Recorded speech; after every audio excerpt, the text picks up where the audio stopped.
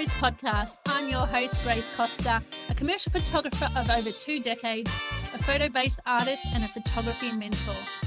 This podcast opens up a secret diary about the world of the photography industry. We'll bring you inspiring interviews with industry professionals, as well as stories and tips to help you propel through your photography journey, whether you're just starting out or a seasoned pro.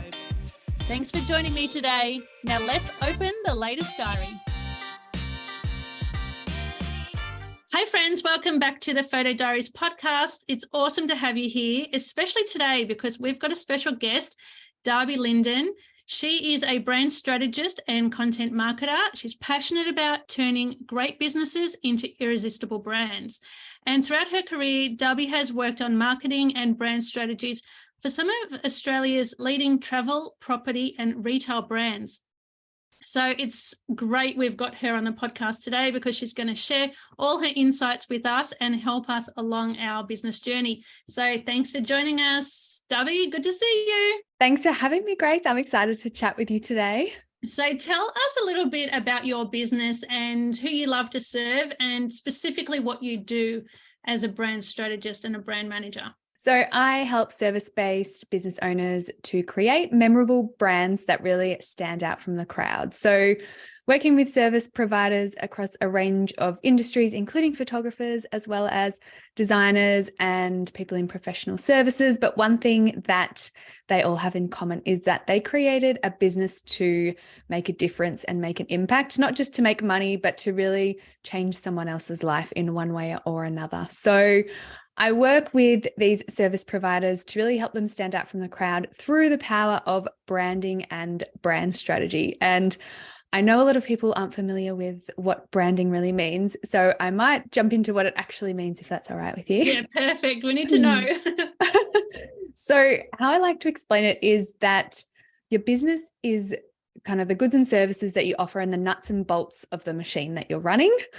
And then the branding piece is all about your reputation and the emotional connection that you're able to build with your audience and what sets you apart from competitors. So it's about letting people understand the magic behind your brand that you're building and being able to show it off to all the right people. So a lot of business owners actually aren't being strategic about how they want to build their reputation, what they want to be known for. They're busy running their business, the nuts and bolts of it, and doing some amazing work. But branding is all about being able to create something that stands out in the eyes of your dream clients. And so if you're trying to stand out in amongst the crowd, what does that look like? Are you talking about like brand messaging, for instance? Yes, so messaging as well as a lot of other things, but basically standing out is so important these days because customers are so bombarded with messages, social media, you know what it's like when you jump on your phone, there are a million different things going on, and it's really important to be able to have the power to stand out in the eyes of your target audience and stop the scroll, if that's how you like to put it. Yeah. And, not only social media, but so many other things that are going on, email marketing. We're bombarded with messages through email marketing, even through Netflix or on the radio. So there's so much going on in the world of a consumer. We're all consumers as well as brand builders. So being able to stand out is so, so important. And it's only going to become more important as more brands enter the market. It's such a wonderful time to be able to grow a business because the barriers are low. There are low costs for a lot of businesses. So it's about being able to be strategic about how you position your brand. And yes, it comes back to messaging. That's a large part of what building a brand is. So what brand messaging really is the way that you communicate what you do and why that actually matters. So most business owners really struggle to communicate the value that they bring to the table and how they really support their clients. So if we talk about a photographer, for example, yes, when you introduce yourself, you can say that you're a photographer, but it's so much more than that. For example, if you're a personal branding photographer, you're helping small business owners to feel confident in their brand and proud to show up and excited for their next chapter of growth. So it's being able to really connect what you do, but also how it matters and how it's going to change someone else's life as well. So when you say the word value, can you expand on how we bring value or explain our value? Yeah. So a good exercise is to think about your customer before they work with you and what's going through their mind and how they're feeling. So if we're talking about a photographer as an example, working with a small business, so maybe they're feeling really embarrassed by their brand.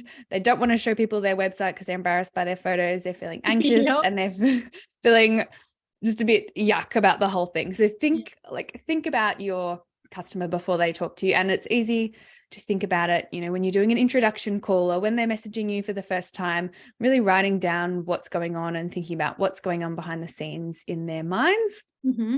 And then flipping it to the other side of after they've worked with you and how they feel. They're probably feeling so excited to update their website ASAP. They're probably really excited to show their families and friends. They want to now go on LinkedIn. They're really proud and excited. So really mapping out the before and after of what that looks like. And that's where you can really start to understand the value that you bring, because you're not just bringing photos, you're bringing confidence and clarity and excitement, and you're really unlocking a chapter for their opportunities in their business. So it's really important to think beyond what you do in a physical sense and really think about how you're changing someone's life, if that makes sense. Yes. Oh, thanks for explaining that, because you hear this word, bring value and explain your value and articulate it, and it sometimes can be clouded. What the hell does that mean? So really grateful you explained that, and with that example is really cool, because I know a recent client, she was so excited to receive her new branding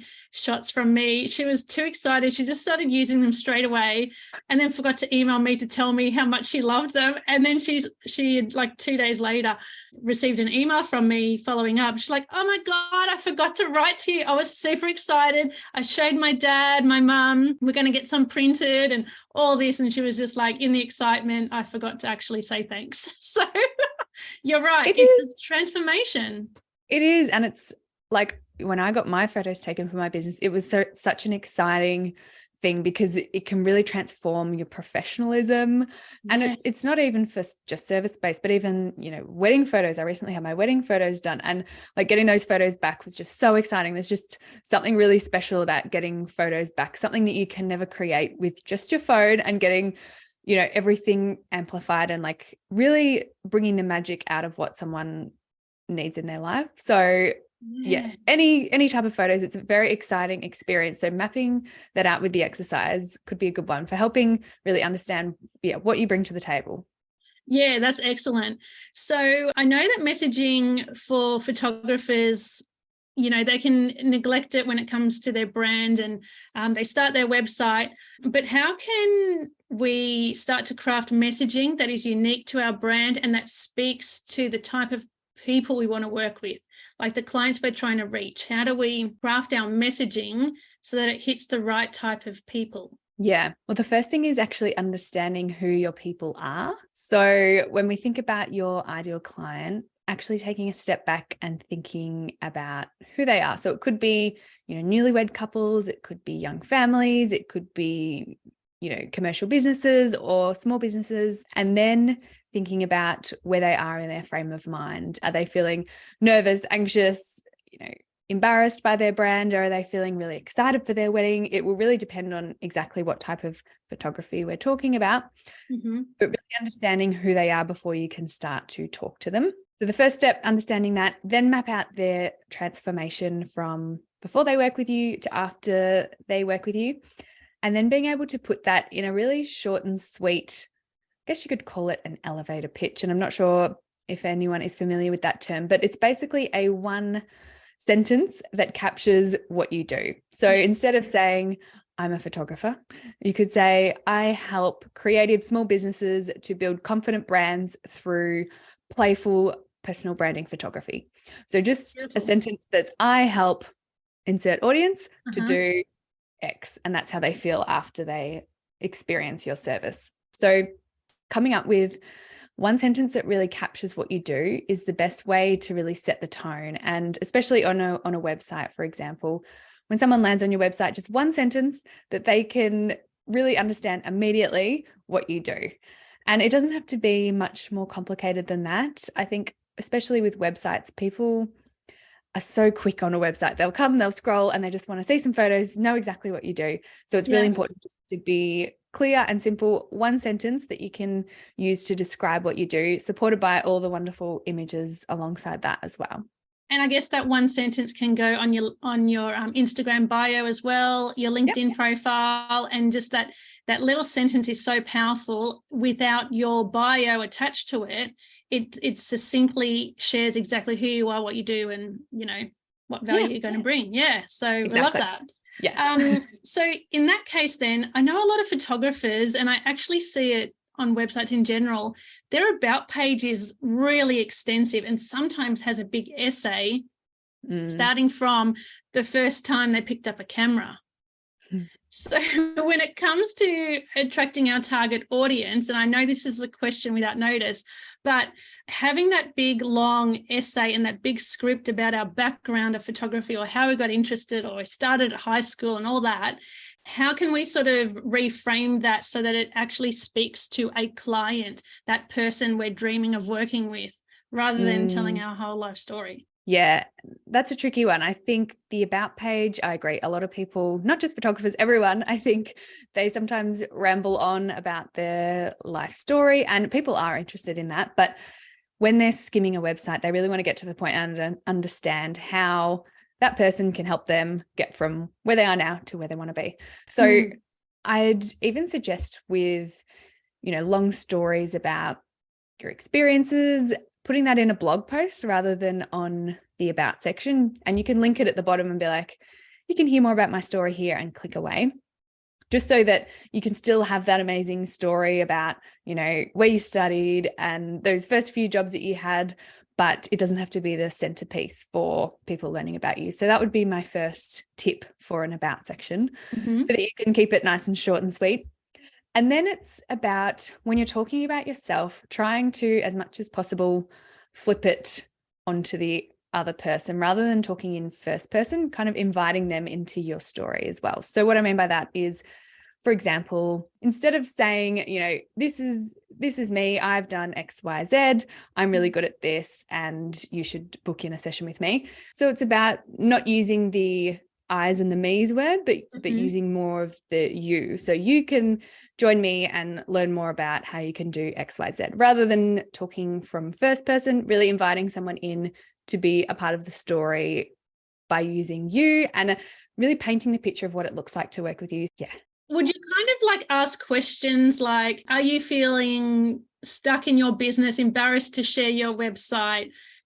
Start with asking their questions relating to their pain point? Yeah, probably not in the about section, but on the homepage, you can really ask those questions that make people think, oh yeah, she understands how I'm feeling now, and she's going to be able to help me solve these problems. Yeah. So it's definitely something that you can put on your homepage to really spark that interest in the customer. And I think that's the thing with visuals. Visuals play such an important role in the photography world for helping people understand, your work, and for you to be able to show off your expertise. But the words are what's going to help them take action, and probably more likely to click the book button or get in touch rather than just being in awe of your work. Yeah, that's true. Actually, the words will sort of marry with the images to help convert the customer to hit the call to action and do something about it, rather than just go, wow, her work's amazing, her or his work is amazing. Okay, so now let's talk about the difference between actual branding and marketing. Yes, this is an interesting one because a lot of people understand what marketing is, even if it's just top level, but not so much branding. And how I like to explain it is that marketing is a part of building a brand, but it's just the icing on the cake. And I like to use a dating analogy. So marketing is the flirting, yes, and your brand is the reason they fall in love with you. Oh, So I love that. bear with me. So think about someone who is in the dating world and the marketing is them going on lots of dates. But if they're not clear on who they are, what they represent, what they're looking for, their values, then they're probably not going to have much luck on these dates if they're really unsure about their own selves and their brand. So a lot of people can go really hard with marketing, do lots on social media, send lots of emails, but if they haven't got a clear brand that's able to communicate what they do, how they bring value, like we were talking about before, then a lot of their marketing efforts will go to waste. And vice versa. So if someone is super clear on their brand, they know exactly who they want to work with, they know how they help their customers move from A to B, they know their brand message and their brand personality, but they're not putting themselves on social media, they're not sending out emails, then they're not going to get enough eyes on their brand to make it work. So branding and marketing really work side by side to support each other, but it is really important that people understand what it means to build a strategic brand before they can go out and really spend too much time and effort on marketing, if that makes sense. Yeah, that makes total sense. And so I guess when people work with you, you help them clarify what their actual brand is before they go out and spend thousands of dollars on marketing or doing marketing training. It's like, get your brand right first, know who you are, what you stand for, your values, all those things you mentioned. Yeah, because, social media can be exhausting to create content every week. It's a lot of time and effort, even outside of money. It's a lot of work that people are putting in. And if they're not seeing the results, then I think it's worth taking a step back and looking at the brand and making sure that's on point so that you're making the most of all this time that you're spending on your social media. Because I know so many people come to me, they are exhausted with social media and they think there's something wrong with their social media, but they just need to clarify their message and their branding a bit more. And then things start to fall into place. So then, speaking on brand, how can, say, a photographer from all their different digital touch points, I know this is a question without notice, but say, for instance, they've got their welcome pack, their social media, their website, how can they ensure that their brand is consistent throughout? And what happens when their brand isn't consistent? Yes, and that's where having a strategy in one place is really helpful, to know what your key messaging is, what your visual branding is, which is also really important. And then from there, you can wipe it across all of your different touch points. So you can put it across your social media, your email marketing, your website, your invoices, even everything, to make sure that everything's got the same branding in terms of wording and visuals as well. So it's important to have that information in one place so that you know what you need to update, and then understanding what all of your touch points are as well. And for those of you who don't know what a touch point is, it's any point of interaction that you have with a customer. So it could be your email signature, it could be your social media, but it could also be invoices, it could be your website. So it's any point that your customer will touch your brand, and making sure that it's all consistent across the one. And that flows through visual branding and messaging. And that's why I'm really passionate about making sure that people have a strategy where all things are aligned, because when it's not, it becomes a really clunky experience. And I'm sure we've all come across brands where we jump onto their website and it's very different to their social media. And even worse, when someone is talking on a Zoom and you meet them for the first time, but they're completely different to what they are like on social media, that's also a clunky brand experience. So what's really magical is when someone creates a brand that is so effortless between, who they are in real life to who they are on social media to how they write their emails. Everything just flows nicely. So that's why it's important to have a strategy, because it's really hard to put all the dots together when there are so many different things going on in the branding space.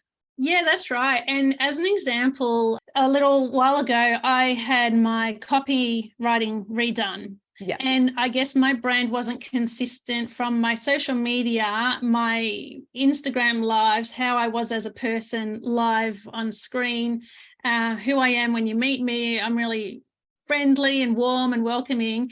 And then you read my website copy and it's really formal and really dry. And that didn't align with my brand messaging and my brand in general. And once I noticed that, I was like, all right, I need professional help to get this done right, so that it brings out the true me, And when people work with me for the first time, but they've been following me on socials, they feel like, oh, you're exactly the same as you are on Instagram stories. So I feel like I've already met you and I feel comfortable with you because you're not changing. Yeah, and that's the goal at the end of the day, isn't it? That people, they know exactly who you are, so they don't need to ask too many questions when they want to work with you. They're like, yep, I know Grace. I know exactly what she's like. I know her work's beautiful, so I want to work with her. So yeah, Yeah, no, it's amazing when that can happen. And so glad that you noticed that difference, because some people can go a long time before they realize the disconnect that they have between channels. And I think it's so hard when you're in the driver's seat. And then you realize that something outside of your peripheral vision is out of line. Yeah, exactly. And I think it helps, like listening to podcasts like yours, Brand Chats, because you go through different topics like that bring awareness to how we can elevate our brand and get it right. Let's talk about then, considering social media, a lot of photographers are on it and they have issues with writing captions on a consistent basis.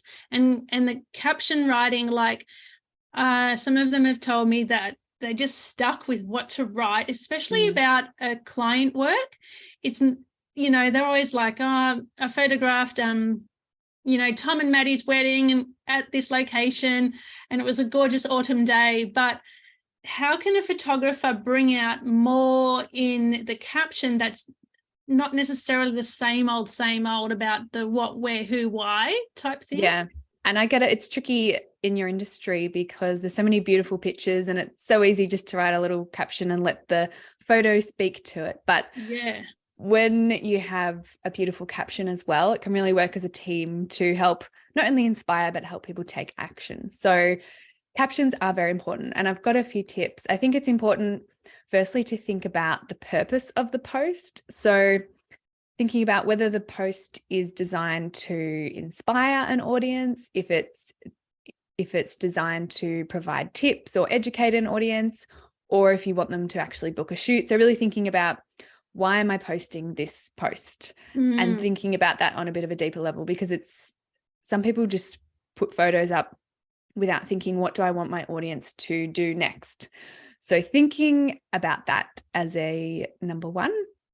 Then I would think about how you can structure the caption. So how I like to do it is revisiting, grade 3 maths, sorry, grade 3 English, where we learned how to write stories. So beginning, intro, and end. Yes. So the beginning of the caption should be, a bit of a hook line, so that really grabs them in and wants them to read more.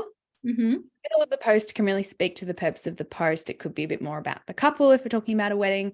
And then the end, I always recommend as often as possible, putting a call to action at the end of the post. And a call to action is, an ask of your audience, whether that's to share it to their stories or save it for later or head to the link in bio to book in a call. So that would be the final piece to the puzzle. So instead of saying, say, for example, we have someone who is launching her podcast and you took some photos for her to make her podcast cover art.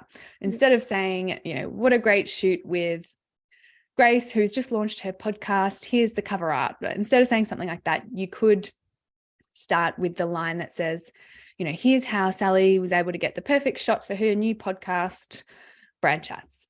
And then you could go into, how you worked together and the story behind that, so people can understand what it's like to work with you. And then at the end, it could be, do you have an upcoming launch? Send me a DM if you're interested in talking about that. So really nutting out the hook at the start, fleshing out the story in the middle, and then giving them a call to action at the end, rather than just kind of speaking to what happened through the shoot. Because that doesn't inspire engagement. People will just hit like just to be friendly or just for the sake of it, but there's no invitation for them to make a comment. Yeah. So the way you nutted that out for us, there's more inspiration to actually write something in return.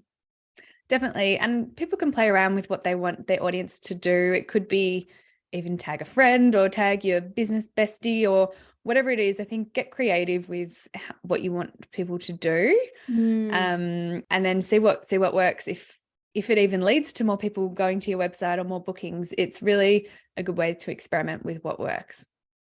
And the call to action is often forgotten, especially with photographers. They're just like serving the next client, getting the next images out, but don't forget the call to action, because we want more and more clients rolling in. Yes, that's good. I know it sounds silly, but people won't know exactly when to click on your website unless you actually mention it. Yeah, you've got to tell them. You really do have to spell it out. Yeah.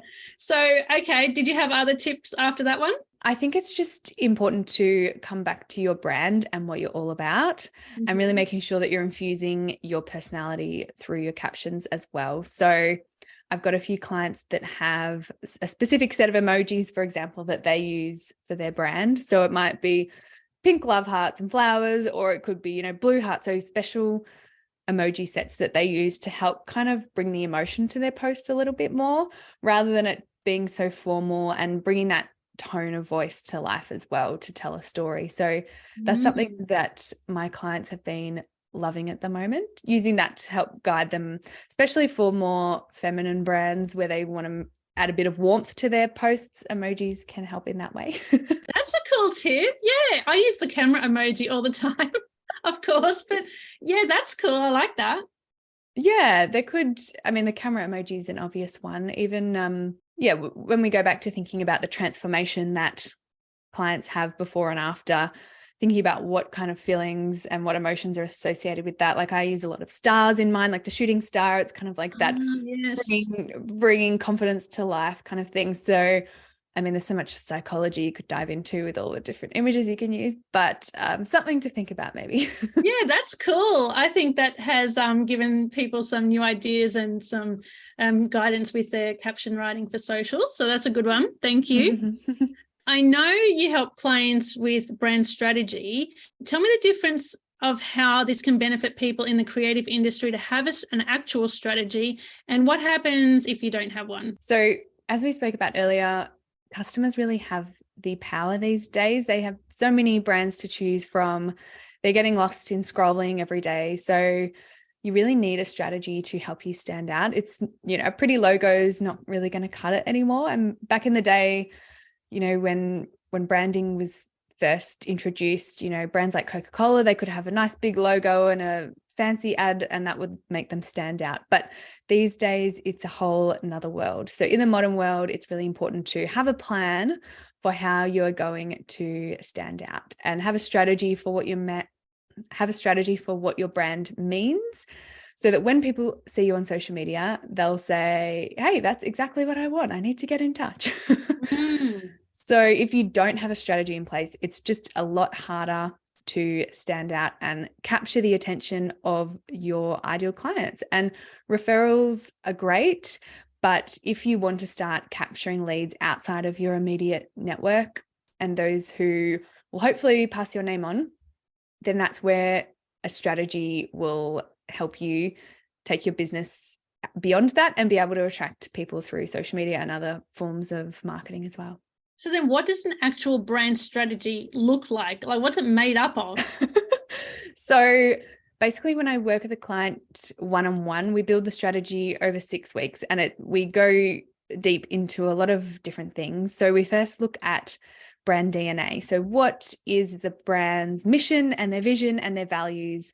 So why did they start out in business, and what is the impact that they want to have on others? Because that's really the heart of the business, and why you started your business should really flow through other elements of your brand. So that is where we start. Then we look at target audience. So looking at exactly who you want to work with and where that person is in this stage of their customer journey. So maybe they are, maybe they don't know they need to have a photographer to help them, or maybe they know they're just worried about money. So really looking at the psychology behind what's going on in the mind of your target audience. And sometimes that means some homework for my client, which will be going off and doing a bit of customer research or looking through testimonials to find information. So that one is a really important step, sometimes takes a bit longer. But then understanding your brand message and how you actually communicate your brand DNA and what you do to your ideal client. And that is really important, which we've talked about already today. So really creating that message that's going to capture attention, and then looking at the personality side of things, how you can start to infuse a bit of personality through all of this, through your messaging, really tapping into a personal brand if we're talking about photographers here, and making sure that people understand you as a person and a human as well as a brand. So tapping into personality and personal branding before then looking at marketing and content and how you can bring all this to life and let other people know how amazing you are through marketing and content and visual branding, if that's relevant as well. You know, if your personality is very soft and gentle, then you might not be using black and red in your marketing. So really making sure that your personality, your brand DNA, and your messaging really aligns with how you visually represent yourself, which is why photography plays an important role as well, and making sure people who are looking at your photos understand who you are and immediately know if they're the right person for you. So yeah, that's a bit of a background of what goes on behind the scenes of a brand strategy.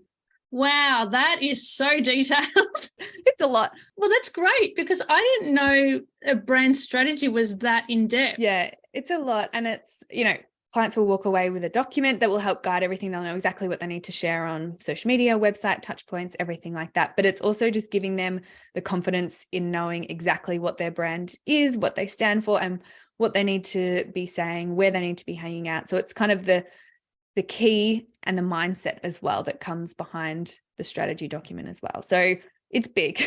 Yeah, and it also would help them going forward know what their brand isn't. And so what's not included in their brand messaging, what's not included in their brand visuals, because as well as, you know, you guiding them to say, this is your brand, this is those things that you stand for and all the other aspects you mentioned, it's also feeding out what doesn't belong in your brand. Yes, exactly. That's just as important. Yeah, and so then you can go forward and anything you're putting out there into the digital landscape, you know what doesn't belong in your brand. You know, your brand or your personal brand would never talk about that topic, and you would never show an image of this certain thing because it doesn't align with your business values or your personality, or, you know what I mean? Yes, it's like a guidebook. It tells you what your brand does and what your brand doesn't do, who you work with, who you don't, what you say and what you don't say, so that things become a lot easier. And then people who are looking at your brand,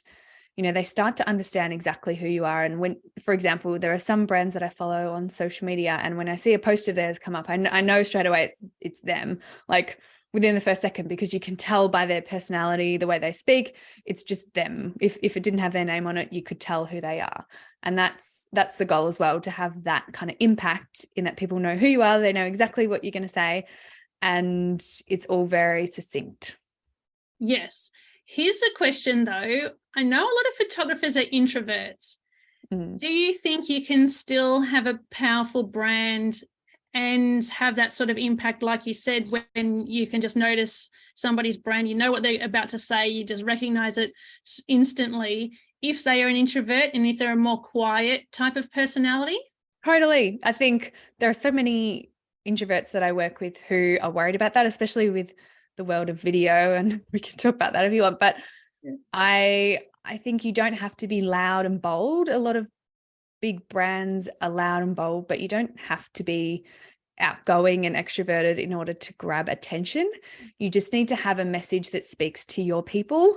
So if you're attracting also introverts who might be shy behind the camera, you know, you need to have a brand that really speaks to that. And that might not be someone that's jumping on stories and yelling at them and saying, you need to book, or look what I did today, how amazing is this? Might be someone who's just saying, hey, you know, this is what I did today, come and grab a coffee with me if you're interested in talking. So a bit more of a gentle approach. So I think it's understanding your personality and not trying to be someone that you're not, which is really important, because I know it's easy to get distracted by loud personalities online and people being really shouty and bold, which not all extroverts are. It's just an example.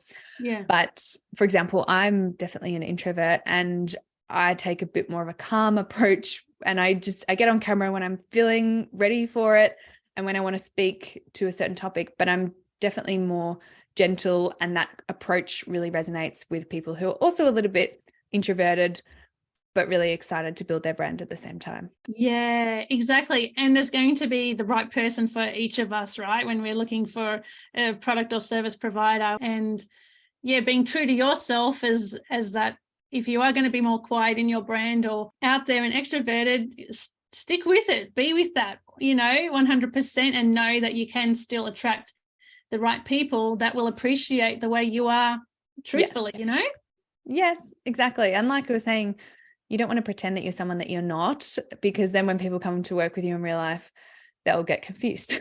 Exactly. Yeah. Yeah, just showing up as your authentic self. I know that's easier said than done. Yeah. Yeah. And I guess over time you learn to understand what your authentic self is. When you first start your business, you might not really know how to place yourself in the market, and you might not understand your personal brand right at the beginning. But with, coaching and listening to people's podcasts and learning along the way, you can stand true in your personal brand and, make that market yourself. Yeah. And that's why it's really important to do the brand DNA work. And that's one of the tips that I had as well, is to really take a step back and dive into what your brand is. And it's a couple of exercises that your listeners might want to do if they want to understand a bit more about what their brand is. So looking at your mission statement. So first of all, taking a step back and asking the question, why do you do what you do? And in an ideal world, what would it look like if you were to achieve everything that you wanted to achieve in your business? So for example, I used to work for the Mother's Day Classic Fun Run, and our vision was, at the end of the day, we don't want breast cancer to exist. We want there to be a cure for breast cancer. Mm-hmm. And for, personal branding, it might be your vision at the end of the day is for all service providers to be incredibly confident in the way they're showing up online. That's the vision at the end of the day.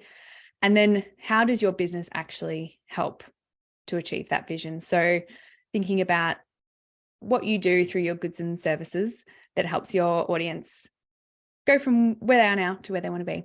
And the values that you live by. So thinking about what's important to your business. And I like to ask this question of my clients is, when you've had a really tough decision to make in your business, what was something that really impacted that decision? So was it something to do with working with a brand that was in an industry that, maybe it was a gambling industry that you said no to, and that was really important to you?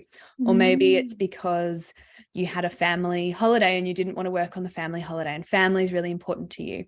So weaving that through your branding. Or maybe it was something to do with, a client contact you on the weekend, and that, you valuing flexibility and not wanting to play in that space. So it's really thinking about big moments in your business where you've had to make a decision and what important things have reflected that. Because I think with values, it's really easy to print off a list from the internet and pick a few that sound nice. But, yes. But actually thinking about what impacts your decision making. And, for example, one of my values in my business is friendship. And what's really important to me is that all my clients feel like they can talk to me as if we're, friends.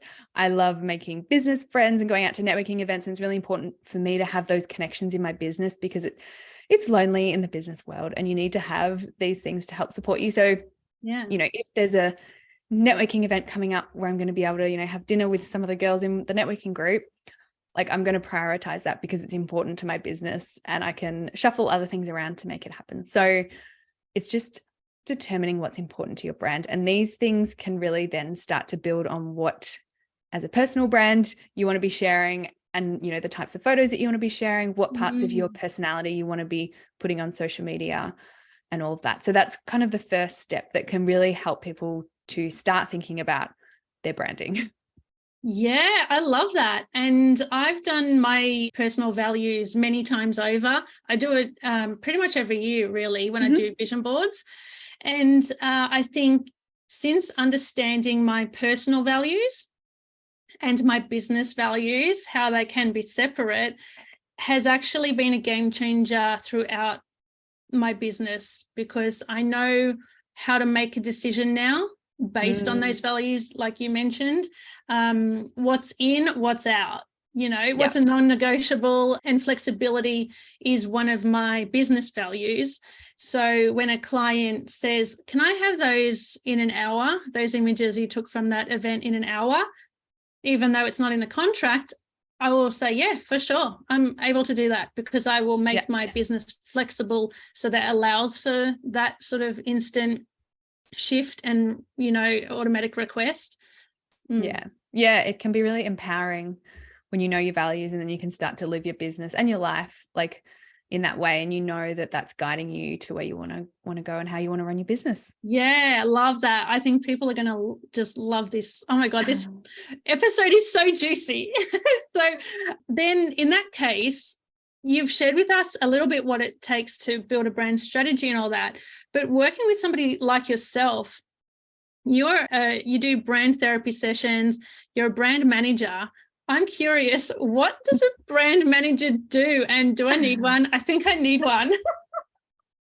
So the brand strategy we've talked a lot about today is creating the strategy. And then there are a lot of elements then to manage the brand that you've built. So it's social media, it's email marketing, it's making sure your website's in line with your brand, like making sure that all of your touch points are really reflective of your brand and that you're continuing to put yourself out there. And it comes a bit more to the marketing piece of the puzzle. So through brand management, helping clients who are sharing their brand in a number of ways, emails, socials, podcasts, whatever it might be, making sure that everything is in line with their core branding and not losing track a bit. I see so many brands who, have a strong brand strategy and then somehow their email newsletter goes off track. And I'm like, this is not in line with the brand. So making sure you've got someone, whether it's yourself or someone else, to help you manage all the different elements of the branding piece. And in the modern world, there are so many ways that you can be sharing your brand online through podcasting, through, social media opportunities and partnerships. So it's making sure you've got tabs on exactly what your brand's doing and how it's moving and how it's growing. So that's kind of the management side of things, ongoing, making sure that you are growing your brand, putting yourself out there and making sure everything's in line with your strategy. And then brand therapy is my newest service, which is more so just a 1 hour consult to help people who aren't really ready for the strategy piece yet, but need to nut out a certain hurdle that they're having with their brand. So it could be their target audience. They're really stuck on really understanding who they are. It could be their content marketing. They're stuck on what they need to be sharing, or social media captions, or whatever it might be. So just sitting down together.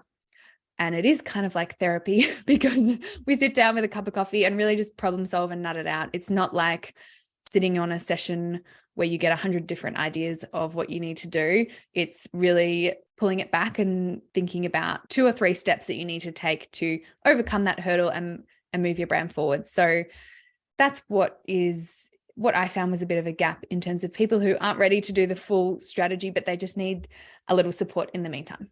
Yeah, that's great. It's great you offer both those services.